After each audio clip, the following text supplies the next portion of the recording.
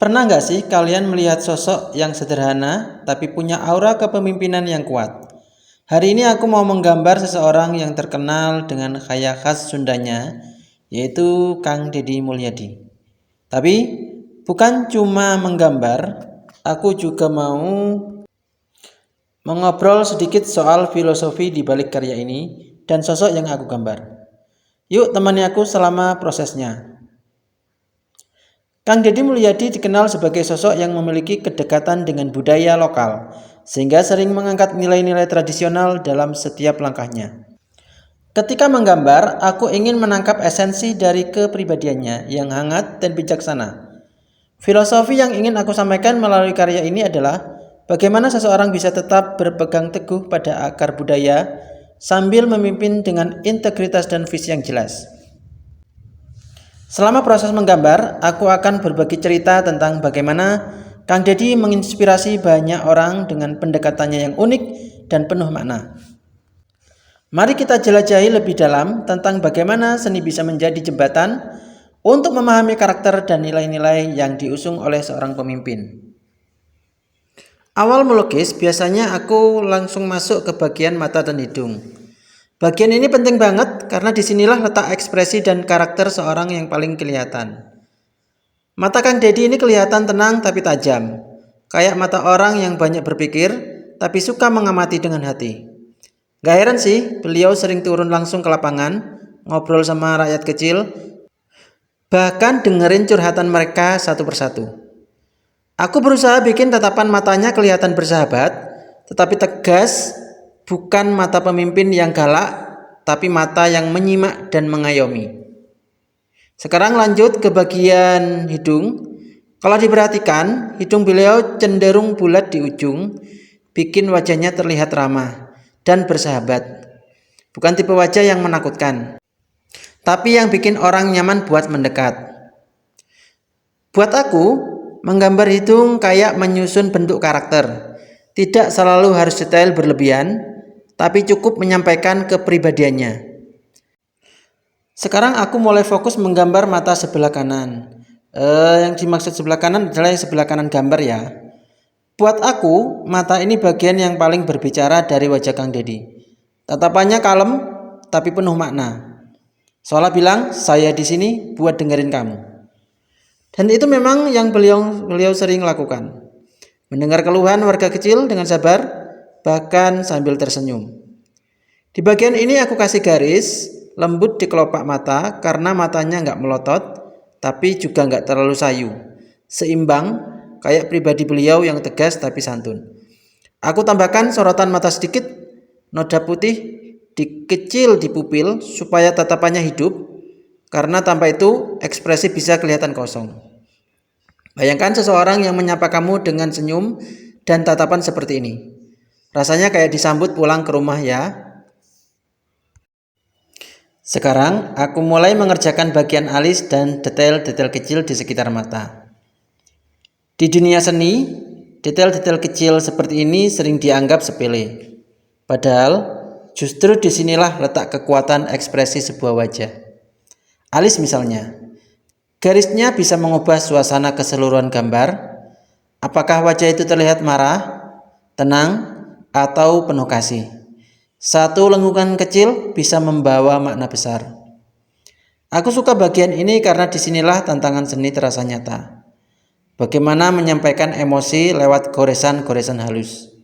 Kadang kita terlalu fokus sama hasil besar, tapi lupa bahwa justru detail-detail kecil itulah yang membuat karya terlihat hidup.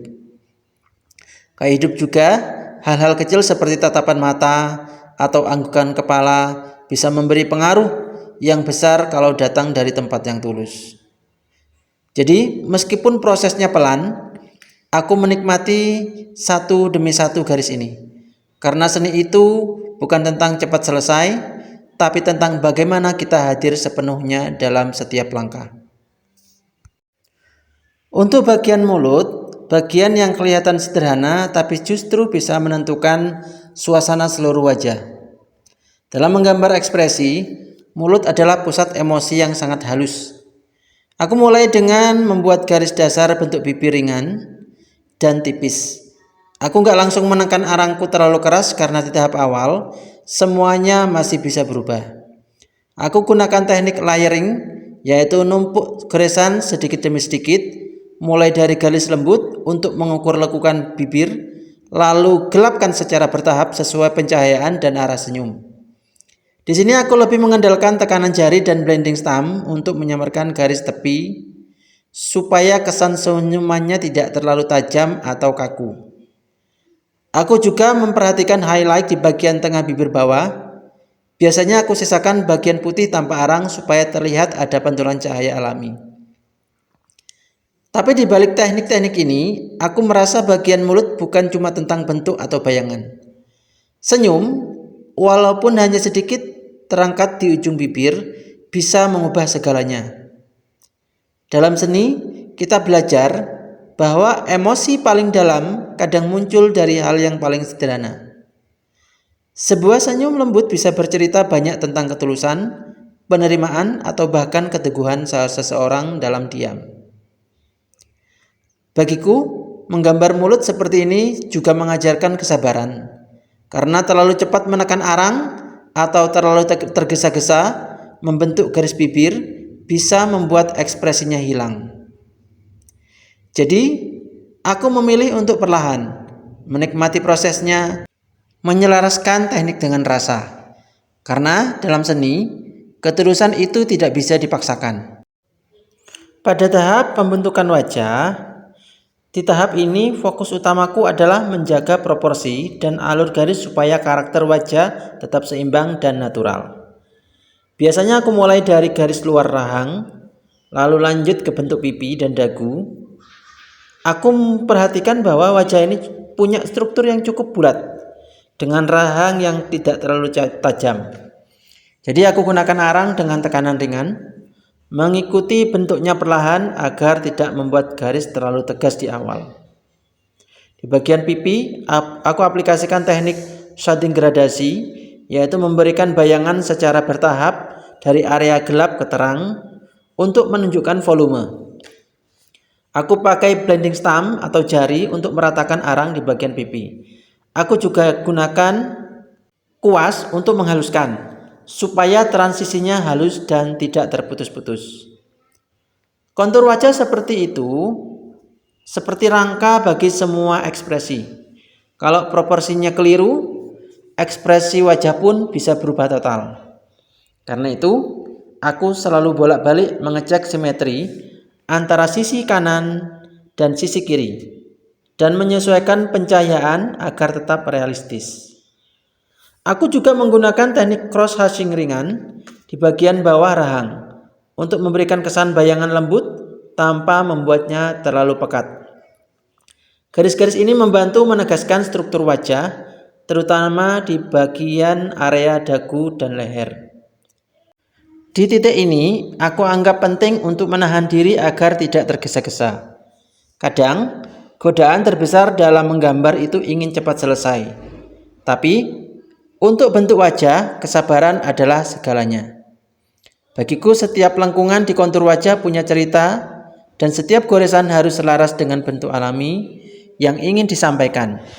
Karena dalam seni potret, bukan hanya tentang siapa yang digambar, tapi bagaimana kita menangkap keutuhan wajah sebagai bentuk, ruang, dan cahaya. Untuk bagian tambahan, yaitu topi dan arsiran-arsirannya, di bagian ini aku lebih fokus ke teknik menggambar, yaitu tekstur kain dan pencahayaan. Topi yang berlipat seperti ini butuh pendekatan khusus. Aku mulai dari bentuk dasarnya dulu, memastikan proporsinya menyatu dengan bentuk kepala. Setelah itu, aku gunakan teknik hatching dan cross hatching untuk memberikan kesan lipatan kain, terutama di bagian yang kena bayangan. Aku perhatikan arah jatuhnya cahaya. Jadi aku sisakan beberapa bagian terang agar topinya tetap terlihat bertekstur dan tidak datar. Untuk menguatkan kedalaman, aku tambahkan arsiran lebih gelap di bagian lipatan-lipatan kain. Lipatan-lipatan kain bagian pinggir dan dalam.